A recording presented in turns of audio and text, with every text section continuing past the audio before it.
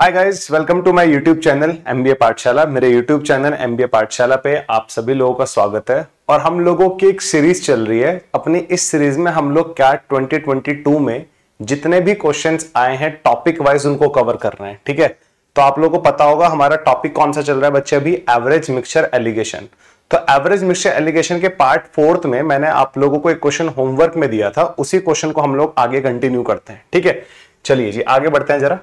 तो this is our question, wait a minute. So this is our official YouTube Telegram channel guys. ये हमारा official Telegram channel है जिसका नाम है एमबीए पाठशाला। आप लोग इसको जरूर ज्वाइन कर लेना क्योंकि यहीं पर आपको सारे के सारे अपडेट्स मिलने वाले हैं। ठीक है, एंड ये वो क्वेश्चन है गाइस जो मैंने आप लोगों को होमवर्क में दिया था और ये कैट 2022 में आया हुआ क्वेश्चन है। ठीक है, तो कैट 2022 में आया हुआ क्वेश्चन था।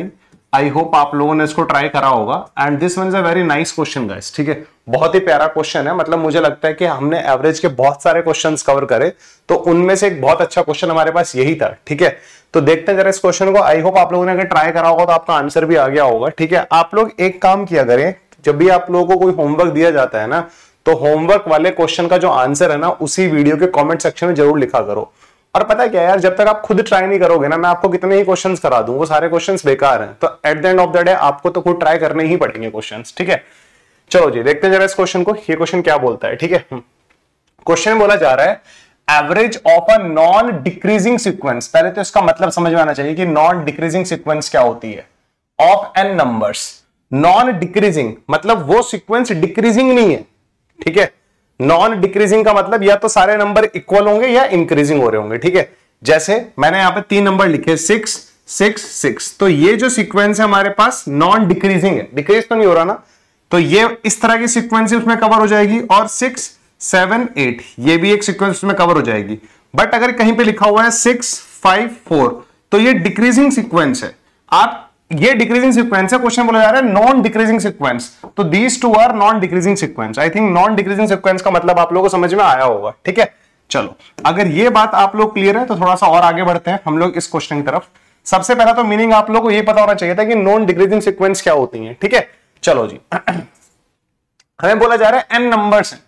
नंबर्स कितना सीक्वेंस में, एन नंबर्स है। ठीक है, और उनका जो एवरेज है वो कितना है, 300 है। यानी कि पहला नंबर हमारे पास मान लो A1 है, A1 plus A2 plus A3 up to लिखते लिखते हम लोग कहां तक पहुंच गए, AN तक पहुंच गए। मैं कैपिटल N ले रहा हूं, डिवाइड बाय टोटल नंबर। पहला नंबर A1, दूसरा नंबर A2, तीसरा नंबर A3 और हम लोगों ने N नंबर्स लिखे। तो एवरेज क्या होता है, sum of all observations upon total number of observations. तो this is the sum of all observations.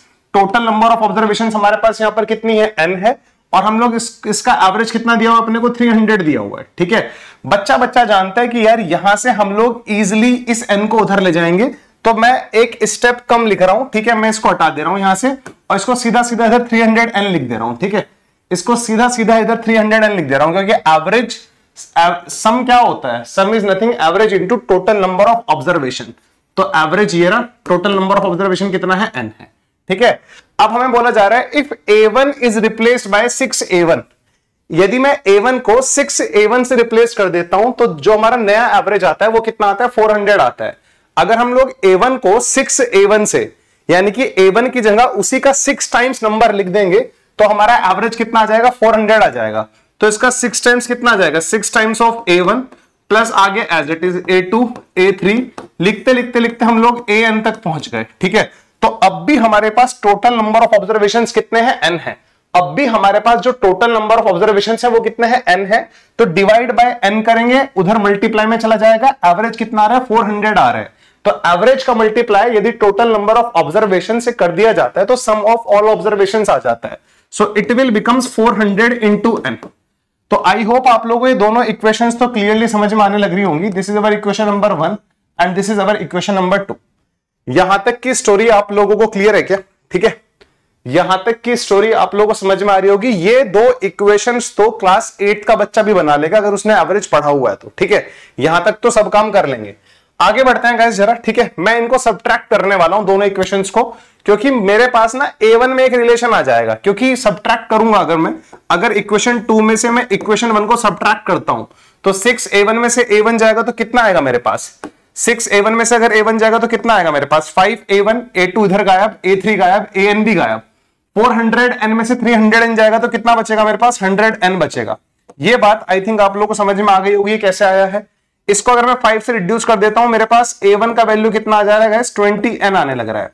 So this is the relation, this is the relation जो मेरे पास अभी तक आया है। इन दोनों इक्वेशन के बेसिस पे मैं यहां तक पहुंचने वाला हूं, ठीक है, मतलब पहुंच गया हूं यहां पर। मुझसे पूछा जा रहा है the number of possible values of a1, a1 की कितनी वैल्यूज पॉसिबल हैं। a1 की पॉसिबल वैल्यूज फोकस की जा रही हैं, ठीक है, a1 की पॉसिबल वैल्यूज। तो यहां तक आप लोग देख लो मेरे पास रिलेशन क्या आया है, रिलेशन आया है a1 is equal to 20n। आप लोग हमेशा ध्यान रखना ये एक नॉन डिक्रीजिंग सीक्वेंस है। ये कैसी सीक्वेंस है, नॉन डिक्रीजिंग सीक्वेंस। मैंने आपको पहले ही बताया था कि नॉन डिक्रीजिंग सीक्वेंस कैसी होती हैं, ठीक है, मतलब या तो इसमें सारे नंबर्स इक्वल हो सकते हैं या इंक्रीजिंग ऑर्डर में हो सकते हैं, बट डिक्रीजिंग ऑर्डर में सीक्वेंस ये हो नहीं सकती, ठीक है। मतलब जैसे a2 का वैल्यू है ना वो a1 के बराबर होगा या उससे बड़ा होगा, ऐसे ही a3 का वैल्यू a2 से बड़ा होगा या उसके इक्वल होगा, ठीक है। नॉन डिक्रीजिंग सीक्वेंस पे फोकस करो, ठीक है। चलो आगे बढ़ते हैं। यहां से मेरे पास रिलेशन आया a1 इक्वल्स टू 20n, है ना।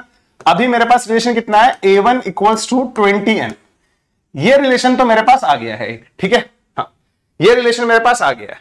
अब मैं इस रिलेशन का कैसे यूज करने वाला हूं आप लोग वो देखिएगा जरा, ठीक है। हाँ मैं यहां पे क्या करूंगा गाइस, एक जगह लिखूंगा मैं यहां पर n की वैल्यू, यहां पर तो मैं n लिखूंगा और उस n की वैल्यू के लिए a1 का वैल्यू कितना आ रहा है वो लिखूंगा। यहां पर n की वैल्यू लिखूंगा, इधर a1 का वैल्यू लिखूंगा। अगर मैं n को 1 पुट करता हूं, जस्ट इमेजिन अगर मैंने n को 1 पुट किया तो 20 इंटू 1 20, तो a1 का वैल्यू कितना आ रहा है 20 आ रहा है, ठीक है। अब ये देखो क्या ये पॉसिबल है, अगर हम n को 1 रख रहे हैं और a1 को 20 रख रहे हैं, क्या ये पॉसिबल है। तो हम पीछे जाते हैं, इसको देखते हैं जरा, ठीक है। मतलब n को 1 रखने का मतलब पता क्या है, उस सीक्वेंस में सिर्फ एक ही नंबर है, क्योंकि n क्या था, नंबर ऑफ ऑब्जर्वेशंस थे ना, उस सीक्वेंस में एक ही नंबर है। और a1 का वैल्यू कितना आया है, a1 का वैल्यू कितना है 20 आया है। n को 1 रखने पर जब मैंने n को 1 रखा तो a1 का वैल्यू कितना है 20 आया। तो इट मींस एक ही सीक्वेंस है और उसका वैल्यू कितना है 20, एक ही सीक्वेंस है उसका वैल्यू कितना है 20, तो ये उसका सम होगा। नंबर ऑफ ऑब्जर्वेशन एक ही है, क्या ये 300 के इक्वल आ सकता है, नहीं आ सकता, यानी कि a1 की वैल्यू 20 नहीं हो सकती। भाई हमारे पास अगर n को हम 1 ले रहे हैं, अगर हम लोगों ने n को 1 लिया तो a1 का वैल्यू कितना आ रहा है 20 आ रहा है। एक ही नंबर का एवरेज, वो खुद नंबर ही तो होगा ना, एक ही नंबर है उसका वैल्यू 20 है तो एवरेज 20, बट क्वेश्चन में तो एवरेज 300 दिया हुआ है ना, यानी कि ये वाला केस मैं नहीं ले सकता, ठीक है, ये वाला केस मैं काउंट नहीं करूंगा। मैं आगे बढ़ा, मतलब बिल्कुल आपको अगर एग्जाम में कुछ भी समझ में नहीं आ रहा ना, वैसे भी एग्जाम टाइम पे जब प्रेशर होता है कुछ भी समझ में नहीं आता, तो हमें ऐसे 1 बाय 1 बढ़ना है। फिर मैंने 2 पुट किया, n को अगर मैं 2 पुट कर रहा हूं तो 20 इंटू 2 40, तो a1 का वैल्यू कितना आ रहा है 40 आ रहा है, ठीक है। a1 का वैल्यू कितना आ रहा है 40 आ रहा है n को 2 पुट करने पर, ठीक है। अगर मैं n को 2 पुट कर रहा हूं, मैं इसको हटा देता हूं यहां पर, अगर मैं n को 2 पुट कर रहा हूं तो a1 का वैल्यू कितना आ रहा है 40 आ रहा है। ये बात ध्यान रखना, n को 2 रखने का मतलब क्या है, नंबर ऑफ ऑब्जर्वेशंस वहां पर 2 है, a1 का वैल्यू कितना आ रहा है 40 आ रहा है, a1 तो 40 आ गया, नंबर ऑफ ऑब्जर्वेशन 2 है तो a2 divide by number of observation 2 है इज इक्वल टू 300, तो ये आ जाएगा हमारे पास 40 प्लस a2 कितना आ जाएगा 600 आ जाएगा, हाँ या ना। 40 प्लस a2 कितना आ रहा है 600 आ रहा है, पॉसिबल है, इन दोनों का सम 600 है, यहां से जो a2 की वैल्यू आएगी वो 560 आएगी, a1 40 है a2 560 है, तो नॉन डिक्रीजिंग सीक्वेंस है, बिल्कुल चलेगा जी, कोई प्रॉब्लम नहीं है। यानी कि हम लोग a1 को 40 रख सकते हैं, यानी कि ये वाली वैल्यू हमारे पास पॉसिबल है। ऐसे ही मैं आगे बढ़ूंगा, मैंने इसको n को 3 रखा, जैसे ही मैंने n को 3 रखा तो 20 इंटू 3 कितना है 60 आया, तो a1 का वैल्यू कितना आ रहा है 60 आ रहा है। n को 3 रखने पर a1 60 आ रहा है, n को 3 रखने पर a1 कितना आ रहा है 60 आ रहा है, n को 3 a1 60 आ रहा है, तो 60 plus a2 plus a3 divide by 3 बराबर 300, 300 इंटू 3 900 हो जाएगा, तो 60 प्लस a2 प्लस a3 बराबर 900।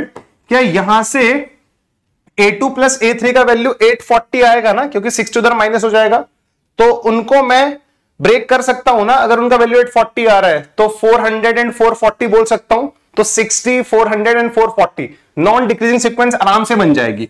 अब आपको ये चेक करना है कि आप इनको डिवाइड करके नॉन डिक्रीजिंग सीक्वेंस बना सकते हो क्या। इन तीनों का सम 900 था, मैंने A2 को अगर 400 रख दिया और A2 को अगर A3 को अगर 440 रख दिया तो तीनों का सम 900 है और नॉन डिक्रीजिंग सीक्वेंस है। तो अब नॉन डिक्रीजिंग सीक्वेंस बननी स्टार्ट हो गई है, इसका मतलब ये है, ठीक है। अब हमारे पास नॉन डिक्रीजिंग सीक्वेंस बननी स्टार्ट हो गई है। जैसे ही मैं आगे बढ़ा मैंने इसको 4 पुट किया, ठीक है, वेट अ मिनट। जैसे ही मैं आगे बढ़ा मैंने इसको n को 4 पुट किया, ठीक है, तो 6 n को 4, तो इसका वैल्यू कितना आ रहा है, 80 आ रहा है। जस्ट इमेजिन चेक करो कितना आ रहा है, A1 का वैल्यू कितना आ रहा है, 80 प्लस A2 प्लस A3, ये चेक कर लेना, हर बार ऐसे डिटेल में लिखने की कोशिश नहीं करनी है। 4 है, उधर 300 था, 1200, यहां से भी A2 A3 A4 non decreasing sequence में आराम से ब्रेक किया जा सकता है, कोई प्रॉब्लम नहीं है, ये भी चल रहा है, ठीक है। हाँ, बट प्रॉब्लम पता क्या आ रही है, प्रॉब्लम क्या आ रही है, अगर आप लोगों ने एक कि थोड़ी सी चीज नोटिस करी है, अगर आपने थोड़ी सी चीज नोटिस करी है ना, जैसे यहां पर A2 का वैल्यू कितना आया था, 560 आया था ना, A2 का वैल्यू 560 आया था। ऐसे मैंने वहां पर देखा A2 और A3 का सम कितना आ रहा था, 840 आ रहा था। यहां पर अकेले नंबर का वैल्यू 560 था और वहां पर A2 और A3 का सम कितना था, 840 था। अकेला नंबर 560 है और दो नंबर का सम 840 है, तो वैल्यू धीरे धीरे कम हो रही है हर एक ऑब्जर्वेशन की, अगर आप नोटिस कर रहे हो तो। अकेले A2 का वैल्यू 560 है और वहां दो का वैल्यू 840 है। अगर एक का वैल्यू 560 है तो दो का वैल्यू 1120 आना चाहिए ना, लॉजिक लगाओ, मतलब एक का वैल्यू 560 है तो दो का वैल्यू 1120, बट वहां पर दो का वैल्यू कितना आ रहा है, 840 आ रहा है, तो इट मींस वैल्यू डिक्रीज होने लग रही है। तो कोई तो एक नंबर ऐसा आएगा जिससे ये सीक्वेंस डिक्रीजिंग सीक्वेंस बन जाएगी, मुझे उसी पॉइंट की तलाश है, ठीक है, मुझे उसी पॉइंट की तलाश है। यहां पर भी अगर मैं देखूं इन तीनों का सम कितना आने लग रहा है, हमारे पास 1120 आने लग रहा है, तीनों का सम 1120। कहां वो अकेला 560 था, जब हम लोगों ने इनको 2 पुट किया था तो A2 का वैल्यू 560 आया था और यहां पर इन तीनों का वैल्यू 1120 आ रहा है, ठीक है। एक का वैल्यू 560 तो तीन का वैल्यू तो बहुत ज्यादा आना चाहिए था ना, ठीक है, 1500 से ज्यादा आना चाहिए था। तो सम धीरे धीरे कम हो रहा है बाकी ऑब्जर्वेशंस का। तो मैं ऐसे बढ़ता गया, ऐसे मैं 5 लिखूंगा, 6 लिखूंगा, 7 लिखूंगा, ठीक है। मैंने सीधा 10 ले लिया, ऐसे मैंने कहा 10 ले लेते हैं, ठीक है। अगर मैं n को 10 ले रहा हूं, मैंने n को 10 लिया तो 20 इंटू 10 कितना बनेगा, 200। तो A1 का वैल्यू कितना आ रहा है, 200 आ रहा है, ठीक है। तो A1 का वैल्यू 200 है और ऐसे ही A2 आएगा, फिर A3 आएगा, अप टू हमारे पास A10 तक आएंगे। इधर 300 था, टोटल नंबर ऑब्जर्वेशन कितना है, 10 है।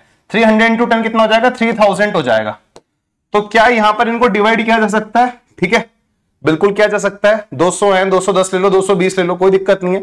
9 ऑब्जर्वेशंस का सम 2800 आराम से आ सकता है, आई थिंक कोई प्रॉब्लम नहीं है आप लोगों को, ठीक है। यानी कि ये सारी वैल्यूज पॉसिबल आ रही हैं अब तक। ऐसे 10 के बाद सीधा मैं पहुंचा 15 पर, मैंने कहा 15 ले लेते हैं, क्योंकि एक एक वैल्यू को चेक करना थोड़ा डिफिकल्ट हो जाएगा। n को अगर 15 लिया तो 20 इंटू 15 कितना आएगा मेरे पास, 20 इंटू 15 कितना आएगा मेरे पास, 300। तो A1 का वैल्यू कितना आ रहा है, 300 आ रहा है। A1 का वैल्यू 300 आ रहा है, A1 को 300 लो, टोटल नंबर्स कितने हैं, 15 है, तो यहां पर आएगा A2, फिर आएगा A3 अप टू A15 तक, और ये हमारे पास आ जाएगा 300 इंटू 15 4500, यानी कि 15 नंबर का ऑब्जर्वेशंस, 15 नंबर्स का जो सम है वो 4500 आ रहा है। तो ये ऐसे पॉसिबल है, हर वैल्यू को 300 300 300 लिख लो, ये 300, इन सबको 300 लिख लो, मतलब 15 वैल्यूज को अगर 300 300 300 लिखोगे तो सम 4500 तभी आएगा। बट दिस इज ये जो सीक्वेंस है ये इक्वल सीक्वेंस है, ना तो इंक्रीजिंग सीक्वेंस है ना डिक्रीजिंग सीक्वेंस है। इट मींस यही वो लिमिट है जहां मुझे रुकना है, यही वो लिमिट है जहां पर मुझे रुकना है। इससे आगे अगर मैं बढ़ूंगा ना तो कंडीशन सेटिस्फाई नहीं हो पाएंगी, क्योंकि पहले डिफरेंस बहुत ज्यादा था। यहां पर अकेले का वैल्यू कितना है, 560, फिर वहां पर दो का वैल्यू आया 840, ठीक है, फिर तीन का वैल्यू मेरे पास कितना आया, फिर मैंने तीन का वैल्यू कितना है, 1120। अकेले A2 का वैल्यू जब 2 लिया था तो कितना आ रहा था हमारे पास, 560 आ रहा था। फिर A2 प्लस A3 का वैल्यू 840 आ रहा था। जब एक एक करके बढ़ाए तो सम धीरे धीरे कम हो रहा था, धीरे धीरे सम कम हो रहा था in terms of number of terms. यहां अकेला था, यहां पर दो थे, फिर तीन आए तो उनका सम 1120, धीरे धीरे धीरे कम होता गया। तो हमने ऐसे 10 लिया रैंडमली, 10 पे 200 आया, फिर 10 पे भी सेटिस्फाई कर रहा था। फिर हम लोगों ने n का वैल्यू 15 पुट किया तो 20 इंटू 15 कितना होता है, 300 होता है। A1 का वैल्यू आया 300, 15 नंबर ऑफ टर्म्स हैं, तो A1 ये रहा, A2 A3 ऐसे ही चलते चलते A15 तक जाएंगे, नीचे आएगा 15 इंटू 300 कितना आएगा, 4500। 15 नंबर्स का जो सम है, 15 नंबर्स का जो एवरेज है, सम है, वो 4500 है। पहला नंबर 300 है, तो सारे नंबर्स 300 हो जाएंगे, तो इक्वल सीक्वेंस बनेगी। ये हम इंक्लूड कर सकते हैं, हमें डिक्रीजिंग सीक्वेंस इंक्लूड नहीं करनी बस, क्योंकि नॉन डिक्रीजिंग सीक्वेंस है। नॉन डिक्रीजिंग सीक्वेंस में क्या होगा, इंक्रीजिंग वाली भी और इक्वल वाली भी दोनों हम लोग काउंट कर सकते हैं, ठीक है। तो भैया इसके बाद की जो वैल्यू आएगी ना हमारे पास, जैसे अगर आप लोग वैल्यू रखोगे a1 बराबर 20n, यहां पर आप n को 16 रखते हो, तो ये a1 का वैल्यू कितना आएगा मेरे पास, 320 आएगा, ठीक है। a1 का वैल्यू कितना आएगा, 320 आएगा। तो a1 320 है, 16 ऑब्जर्वेशन है, a2 plus a3 up to चलते चलते 16 तक, 16 नीचे आएगा, इधर कितना आ रहा है, 300 आ रहा है। 300 इंटू 16 कितना आ जाएगा, इधर ही लिख लेते हैं सीधा सीधा, 4800। 16 नंबर्स का सम आ रहा है 4800, जिसमें पहला नंबर 320 है, तो बाकी नंबर्स इससे कम होंगे। बाकी नंबर्स ना इसको 320 से कम होना पड़ेगा, तो वो डिक्रीजिंग सीक्वेंस बन जाएगा, ठीक है। तो इट मींस हमें आगे नहीं बढ़ना। जब इक्वल आ गए थे ना, मैं तो तभी रुक गया था, मैं तो यहीं रुक गया था, मैं इससे आगे ना सेटिस्फाई करता। तो this one is a very nice question. 1 से लेके 15 तक, 1 को काउंट नहीं करना है, तो 2 से लेके 15 यानी कि 14 possible values of a1 are there, ठीक है। a1 की कितनी पॉसिबल वैल्यूज है, 14 पॉसिबल वैल्यूज है हमारे पास, ठीक है। सो this is a very nice question. ये ऐसे समझ में आएगा ही नहीं, हम इसको कितना भी चिल्ला लें, जब तक आप खुद इसको करके नहीं देखोगे ना, तब तक आपको समझ में आएगा ही नहीं क्वेश्चन। तो इसको मैंने थोड़ा सा हिंट देने की कोशिश करी है, आप एक बार खुद से ट्राई करना गाइस इस क्वेश्चन को।